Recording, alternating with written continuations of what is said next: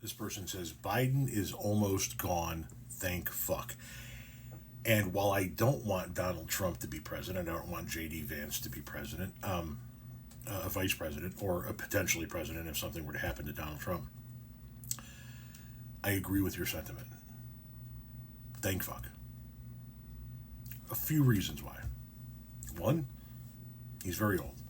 I don't think any of these old people should be running our country anymore. I was willing and ready to vote for Joe Biden because he was the better alternative, in my opinion. But thank God we're starting to get rid of some of these old fucks. Thank God. Or thank fuck. But more importantly, thank fuck because now it's on you. Right? Excuse me. Now it's on you. Trump has the White House for the next 4 years, and he has the House and the Senate for a minimum of the next 2 years until the 2026 midterms, right? It's all on you. He has made a ton of promises, and now there is nothing to stop him from delivering on it. Nothing.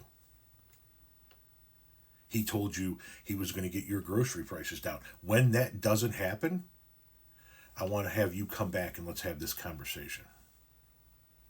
If it does happen, I'll make a video saying, hey, I was mistaken. Donald Trump did X, Y, and Z, and he brought our grocery prices down. Didn't think it was possible, but he did it. I will make that video. No problem. I made a video eating my words when I said he'll never be president again, and I'll put my record of correction videos on this platform up against anybody else's record any day of the week. I'll make that video. But will you make a video or leave a comment saying, I was wrong. He couldn't bring down grocery prices, and he lied to us and didn't? What about if gas prices don't plummet? He promised gas prices below $1.80 a gallon. I have the video of it. You think he's going to be able to get gas prices down to $1.80 a gallon? We understand that presidents don't control things like grocery and gas prices, but you guys elected him on these bullshit promises. So now it's on him and the Republicans to deliver this. We need to see lower gas prices. We need to see lower grocery prices. And when that doesn't happen, the only hope that we have is that people like you finally wake the fuck up. He promised you in the first year he was going to get the heating costs for your houses cut in half. When we're sitting here next year, this time, talking about how that's not a reality, what will your excuse be? Or will you just not give a fuck because your guy won, so it doesn't matter if he lied his fucking ass off to get there? He promised you he was going to cut your auto insurance rates by 50%. When that doesn't happen, and I'm telling you right now, that's not going to happen.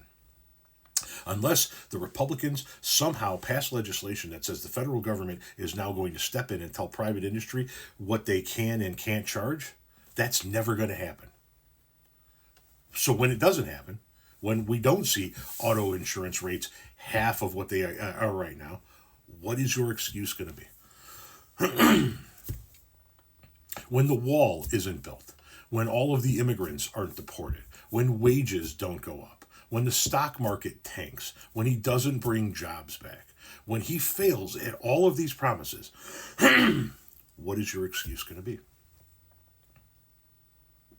I agree with you. Thank fuck. Because now we just have to sit back and watch this failure unfold. Right? The Republicans in the House have shown us they're not interested in governing. They've had the House for the last 2 years, and they were the least productive Congress in American history. The only thing they got done was investigating their political opponents. And, excuse me, I got a little bit of a frog in my throat. And not only did they spend millions of taxpayer dollars in 2 years of their time investigating their political opponents, that resulted in zero fucking indictments, zero fucking convictions.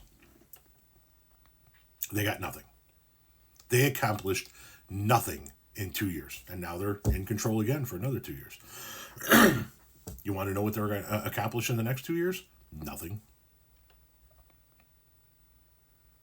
So yeah, thank fuck. Maybe you guys will finally see what a disaster the Republican Party actually is. I doubt it, but maybe.